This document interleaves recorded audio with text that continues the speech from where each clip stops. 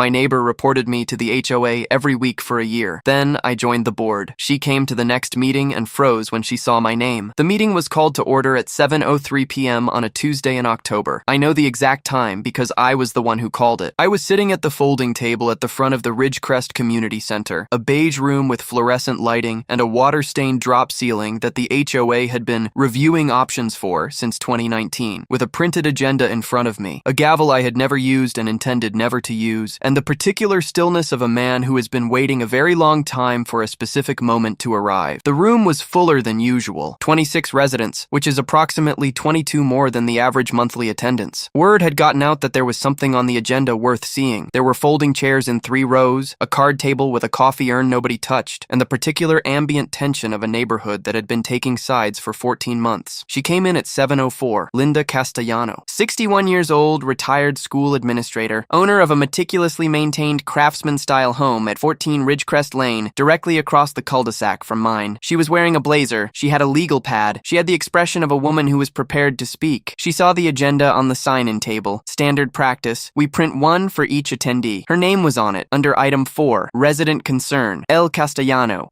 ongoing compliance issues. Then she looked up and saw me at the front table, and the legal pad went slack in her hand. I did not smile. I have never been a man who smiles at the wrong moment. I just looked back at her, the way you look at someone when you've been thinking about this exact moment for 14 months, and then I looked back down at my agenda. Welcome, everyone, I said. Let's get started. I'd been living at 12 Ridgecrest Lane for 3 years when it started. I moved in during the fall of 2020. Me, my toolbox, a 2018 Ford F-150 that I use for work, and approximately 60 boxes that took me 3 weekends to fully unpack. I'm a residential contractor. I own a small operation. 4 guys, including me, doing kitchen and bathroom remodels across the greater Sacramento area. I'm 41 years old. I've been doing this since I was 23, and I have the particular set of skills that comes from spending 2 decades looking at structures and understanding exactly what's wrong with them. I bought the Ridgecrest house specifically because it needed work. Not structural, nothing dangerous, but it had been neglected for years. Dated kitchen, cracked driveway, landscaping that had given up on itself somewhere around the Obama administration. I got it for $340,000 in a neighborhood where similar houses were going for $410,000 because the listing photos looked like a crime scene and I was the only buyer who saw it differently. I spent the first year fixing it. Nights, weekends, whatever time I had. New kitchen cabinets. Installed them myself, obviously. Resurfaced the driveway. Tore out the dead landscaping and put in drought-resistant plants. Decomposed granite. 2 Japanese maples that I am unreasonably proud of. By the end of year 1, my house was the nicest looking property on the cul-de-sac by a margin that I'm mentioning not to brag, but because it's relevant to everything that follows. Linda Castellano lived directly across from me. She'd been there for 15 years. She was on the HOA board as the compliance and standards representative, and she had, at some point before I arrived, become the unofficial arbiter of what was and wasn't acceptable on Ridgecrest Lane. I know this because within 2 weeks of moving in, 3 separate neighbors warned me about her in tones that suggested they were sharing information they found personally valuable. She's got eyes on every house, my neighbor Tom Brewer told me, over his fence one afternoon. Tom was a retired electrician in his late 60s who kept his yard immaculate and his opinions measured. You do anything she doesn't like, you'll hear about it. Not from her, from the HOA. I thanked him. I told myself I'd be respectful, keep things clean, no problems. That lasted about 6 weeks. The first notice arrived on a Monday morning in November 2021. Formal letter, Ridgecrest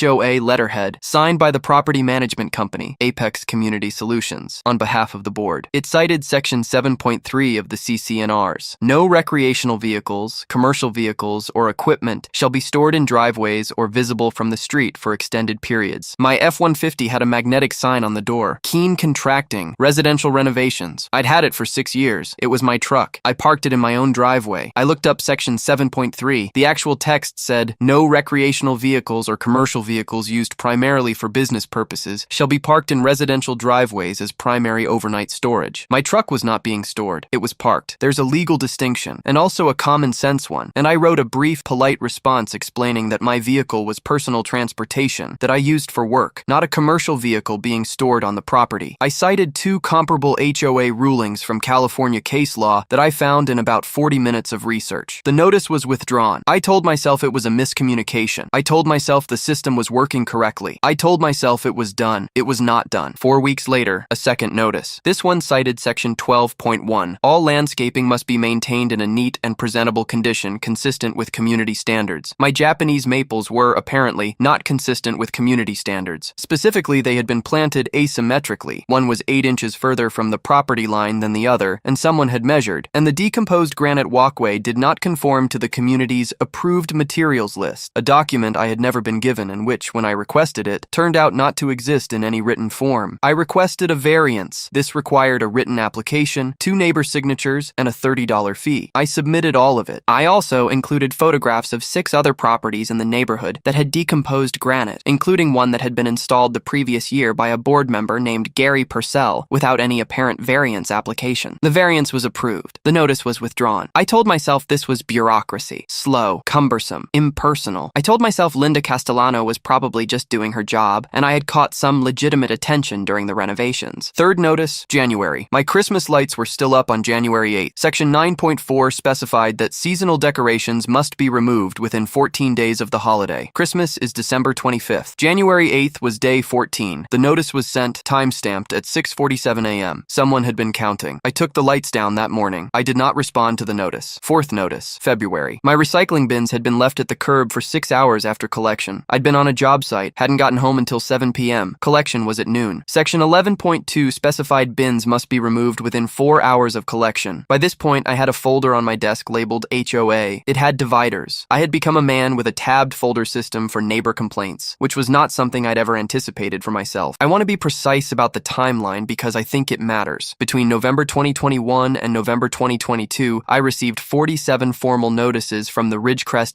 HOA, 47, in 12 months. That's almost one per week, with a few gaps when I assume Linda was traveling or had other priorities. I know they came from Linda because, starting with the 5th or 6th notice, I began paying attention to patterns. Notices arrived on Monday mornings. Notices always cited something observable from the street. Notices always used specific measurements or timestamps that indicated close, regular observation. And on 3 occasions, I caught her, not doing anything dramatic, just standing at her kitchen window with a clear sight line to my property. Once at 6:30 a.m. on a Saturday, once from her front porch with what appeared to be her phone raised at a slight angle, once in her car, parked at the end of the cul-de-sac, engine off. I did not confront her. My father, who built custom homes for 40 years and dealt with every variety of difficult person the industry produces, gave me advice early in my career that I've thought about many times since. Never pick a fight you can't finish. Finish the ones you can't avoid. I wasn't ready to finish this one yet. I was still gathering information. The financial costs started adding up in ways I hadn't anticipated. Notice 21 cited a crack in my driveway, the same driveway I had resurfaced 18 months earlier that had appeared after a particularly cold January. I was required to repair it within 30 days or face a fine of $75 per day. The crack was 8 inches long and a 1/4 inch wide. I repaired it. The repair cost me a half day of labor and materials I already had on hand. Notice 33 cited my fence, section 14.7, fencing height restrictions. My fence was 6 feet tall. The maximum was 6 feet. Someone had measured it and reported it as approximately 6.5 feet. I hired a licensed surveyor named Dale Hutchinson, who had been in the business for 28 years, to measure my fence at 11 different points. The highest point was 5 feet, 11 inches. I submitted the survey with a written response. The fine was rescinded. Notice 38 was the one that changed things. It cited section 18. 2. No business operations shall be conducted from residential properties, including storage of materials, equipment, or vehicles used in commercial enterprise. Attached to the notice was a photograph. My driveway, taken from across the street, showing my truck and a small flatbed trailer I'd parked there for a weekend while I did a materials run. The trailer had Keen Contracting painted on the side. The proposed fine was $500 plus $100 per day. I read that number twice. Something shifted in me. Not anger exactly. I'd had plenty of that. Something colder and more specific. I called an attorney. Her name was Rebecca Solis. She had 14 years in property and HOA law after clerking for the Sacramento County Superior Court, and her office was in Midtown in a building that also housed a yoga studio, which created an interesting atmospheric contrast. She was 43, methodical, and had the specific quality of listening that lawyers develop when they've spent years watching people get into trouble by talking past each other. She reviewed my folder. It took her 40 minutes, which was 40 minutes of my watching a professional read through 14 months of my life. When she finished, she set it down and looked at me. "This is targeted harassment," she said. "Not legally, not yet, not without more documentation, but functionally. The pattern is specific, sustained, and disproportionate. 47 notices in 12 months is not compliance monitoring. It's a campaign. Can I do anything about it? A few things. First, you should be documenting everything on your end. Photographs of your property at regular intervals. Timestamps. Any observations of the person you believe is filing these reports." She paused. "Second, and this is the thing I'd actually recommend, you should look look at the HOA's governing documents. I've read them. I mean, beyond the CC&Rs, the bylaws, who's on the board, how board seats are filled, when elections are held. I looked at her. Ridgecrest is a self-governed HOA, she said. The board has 5 seats. Based on what you've shown me, the compliance and standards representative has essentially been weaponizing the complaint process without any meaningful check from the other board members. The question I'd ask is, why isn't anyone checking her? I drove home and read the bylaws cover to cover. Board seats were filled by election. Annual elections in September. Any homeowner in good standing, meaning current on HOA dues, no outstanding violations, could run. I had no outstanding violations. Every notice had been resolved. My dues were paid through the following March. I was in good standing. I want to be honest about the moment I decided, because it wasn't dramatic. It wasn't a montage. I was sitting at my kitchen table at 9:15 p.m. on a Wednesday in January, eating leftover pasta, reading the bylaw section on board eligibility for the 3rd time, and I thought I could fix this. Not just for me. For Tom Brewer, who'd maintained his yard to perfection for 20 years and still walked carefully around the edges of what Linda might consider reportable. For the Nguyens at number 8, who'd gotten a notice about their vegetable garden being agriculturally inconsistent with community character. For the 34 other families on Ridgecrest Lane who had, in varying degrees, arranged their home lives around the preferences of one woman with too much time and an official title. I filed my candidacy paperwork the next morning. The September election had 4 open seats. Linda Castellano was running for re-election to her compliance and standards seat. Gary Purcell, the long-tenured treasurer, was running again. 2 other incumbents, and me. I introduced myself as a residential contractor with professional experience in property standards, building codes, and community guidelines. I knocked on 29 doors over 3 weekends. I brought a printed 1-pager with my background and 3 specific policy proposals. A formal written approved materials list that residents could reference before making any changes, a mandatory review period for any notice before it was sent, and a cap on the number of notices that could be filed against any single property in a 60-day period without board review. I did not mention Linda Castellano by name anywhere in my materials. I didn't need to. Of the 4 open seats, I received the 2nd highest vote total, 47 votes, which I appreciated for reasons that were entirely personal. I joined the board in October. I was assigned the role of vice president, which meant I sat at the front table and called meetings to order when the president, a retired engineer named Bob Stratton, who'd been in the role for 6 years and had the energy of a man deeply tired of all of it, needed to step away. Bob was 68, fair-minded, and had spent the past year being quietly uncomfortable with the volume of notices coming out of Linda's compliance reports without fully knowing what to do about it. When I joined the board, he spent our first one-on-one conversation asking me careful questions about my background, and then saying, "I think you're going to be useful here," with the tone of a man who meant something specific by it. I reviewed 14 months of compliance records. All the notices, all the fine proposals, all the outcomes. I built a spreadsheet, which of course I did, and I color-coded it. 1 column for the complainant, 1 for the property cited, 1 for the outcome. The patterns were immediate and undeniable. Of the 47 notices filed against my property in 12 months, 44 had been initiated by a single source. Complaint forms submitted through the HOA's online portal from an account registered to Linda Castellano's home address. The other 3 had come from the property management company as follow-up to her original reports. She had filed 44 complaints about 1 house. I brought this, with the spreadsheet printed and tabbed, to Bob Stratton on a Thursday morning in his kitchen, over coffee. He looked at it for a long time. "I didn't know it was this concentrated," he said. "The system doesn't flag volume," I said. "It processes each complaint individually. There was no mechanism to see the aggregate. What do you want to do?" "I want to bring it to the full board, transparently, at the next open meeting." Bob looked at his coffee. "She's going to fight it. I know. She's been on this board for 7 years. She knows everyone. I know that too." He looked up at me. He had the eyes of a man who had been waiting for someone else to pick up a weight he'd been circling for a long time. "Put it on the agenda," he said. "I want to tell you about the 2 weeks before the October meeting, because they were not comfortable weeks. Word got around. It always does, in a neighborhood that size. People who'd known me for 3 years started calling, some to offer support, some to ask carefully worded questions that were really asking whose side I was on. Linda Castellano's name appeared in my phone 3 times. She called once and texted twice. I didn't answer the call. The texts were formal and bureaucratic, asking me to clarify the agenda item before the meeting. I responded in writing. The agenda item is a review of complaint volume data from the past 14 months and a discussion of proposed policy amendments. All relevant documentation will be provided to board members and available to residents at the meeting. She did not respond. I also received, on the Thursday before the meeting, a notice. New notice. My truck, parked in my driveway. My magnetic sign, still on the door. Section 7.3 again, as if we were starting over, as if the previous 2 years hadn't happened. I photographed it. Photographed my truck, photographed the notice, added it to the folder, which now had 4 tabbed sections and a cover page with a case number I'd assigned myself. herself. Rebecca Solis, when I told her, laughed, not unkindly. She's panicking, she said. People who panic make records. That notice is evidence of the pattern, not proof against you. I know. How are you feeling? I thought about it. Like a man who's been doing the math for 14 months and finally has all the numbers. The meeting. 7:03 p.m. 26 residents. Coffee urn. Folding chairs. Water-stained ceiling. Linda walked in at 7:04 with her legal pad and her blazer and the expression of a woman prepared for combat. Saw the agenda. Saw me. The legal pad went slack. I called the meeting to order. We moved through items 1, 2, and 3. Routine business, minutes from the previous meeting, treasurer's report, and then I introduced item 4. At this time, I'd like to present a data review of HOA complaint activity from November 2021 through November 2022, prepared by myself and reviewed by Board President Bob Stratton. I had printed 30 copies. I handed them to Bob, who passed them down the rows. The document was 8 pages. Page 1 was a summary. Pages 2 through 7 were the complaint log, organized chronologically, with the property cited, the section referenced, the outcome, and this is the part I want you to understand, was completely factually accurate and required no editorializing. The name of the complainant as recorded in the HOA's own online portal system. Page 8 was a bar graph I had built in Excel. It showed complaint volume by source, anonymized except for one bar, the tallest one, by a significant margin, which was labeled with the portal account number that was registered to 14 Ridgecrest Lane. I didn't say her name. I didn't need to. Every person in that room knew who lived at 14 Ridgecrest Lane. I'm presenting this, I said, not as an accusation, but as a basis for a policy discussion. The board has an obligation to ensure that the compliance reporting system is used for its intended purpose, community standards, and not in a way that constitutes targeted harassment of individual residents. I'd like to discuss 3 proposed amendments. I went through the amendments, the written materials list, the mandatory review period, the volume cap. Then I opened the floor for comment. Linda Castellano stood up. She had composed herself. I'll give her that. The legal pad was back in her hands, and she had notes on it, and her voice was controlled. I want to state for the record that every complaint I filed was based on genuine observed violations of the CCNRs. That's noted, I said. And you'll see in the data that the majority of those notices were either withdrawn or not sustained, which is exactly why we're discussing a review period. This is a personal attack. This is a spreadsheet, I said. The data was compiled from the HOA's own record system. Every figure in it is verifiable. If there are errors, I'd welcome correction. She looked at the document in her hand, then at me, then at the room. Tom Brewer from row 2 said quietly, I got 6 notices last year. Same thing happened to the Nguyens. Someone else. We got 4. A woman in the back, I didn't know her. She was from the far end of the community, Zaim said. I stopped putting out my planters because I was afraid of getting a letter. The room had a quality to it then. Not angry. Something more complicated than anger. The particular atmosphere of a group of people realizing simultaneously that the thing they'd each thought was happening only to them had been happening to all of them. Linda Castellano sat down. The board voted on the 3 proposed amendments. 4 in favor, 1 abstention. The abstention was Linda. Bob Stratton, after the vote, said, I'd also like to note for the record that the board will be conducting a formal review of complaint filing practices and the appropriate use of the compliance system. That review will be completed before the December meeting. He didn't look at Linda when he said it. He didn't need to. The review was completed in November. Rebecca Solis, who I'd retained to advise the board during the process, submitted a formal legal memo, 7 pages, dated November 15, 2023, that outlined the relevant California statutes on HOA governance, the legal definition of harassing conduct in the context of homeowner associations, and the board's liability exposure if the pattern of complaints was found to constitute targeted discrimination under Civil Code Section 4515. That's the part of California law that prohibits HOAs from using their authority to intimidate or retaliate against homeowners. The memo wasn't public, but its existence was. Linda Castellano did not run for re-election in the following September. She resigned from the Compliance and Standards seat in February, citing personal reasons in an email to the full board that I read on a Tuesday morning while drinking coffee in the kitchen of a house I'd rebuilt with my own hands. The 47 notices, all 47 of them, were expunged from my property record as part of the policy review, as if they had never existed. They had existed, but the record no longer said so. Tom Brewer came over the weekend after the October meeting. He brought 2 beers and stood in my driveway looking at the Japanese maples, which had grown into themselves beautifully by then. Those are good trees, he said. Thanks. Took about 2 years. He nodded. She called me last night, he said. Linda. Said you'd been gunning for her since you moved in. Said you'd manipulated the whole thing. I waited. I told her I'd watched you respond to 47 notices in 12 months without once raising your voice. He took a sip of his beer. Then I hung up. I looked at my maples. Asymmetrically planted. 8 inches apart. Exactly as I'd intended. Perfectly inconsistent. Perfectly mine. You want to sit out here for a while? I asked. Yeah, he said. I do. The Nguyens planted a vegetable garden the following spring. Full-size, raised beds, tomatoes and peppers, and something leafy I couldn't identify that turned out to be several varieties of Vietnamese herbs. They didn't ask for a variance. The new guidelines didn't require one for vegetable gardens under 40 square feet. I watched them plant it from my front porch one Saturday morning. Their daughter, who was maybe 9 years old, was helping. She was putting seedlings in with the focused seriousness of a child who has been trusted with something that matters. The family across the street, the house that used to be the eyes of the cul-de-sac, had their blinds closed. I picked up my coffee. I went inside. I had a kitchen remodel to quote on Monday and a board meeting to prepare for on Tuesday, and the sun was coming up over the roofline of a neighborhood that had, very quietly, started to breathe again. The Nguyen's daughter patted dirt around a seedling with both hands. That was enough. That was exactly enough.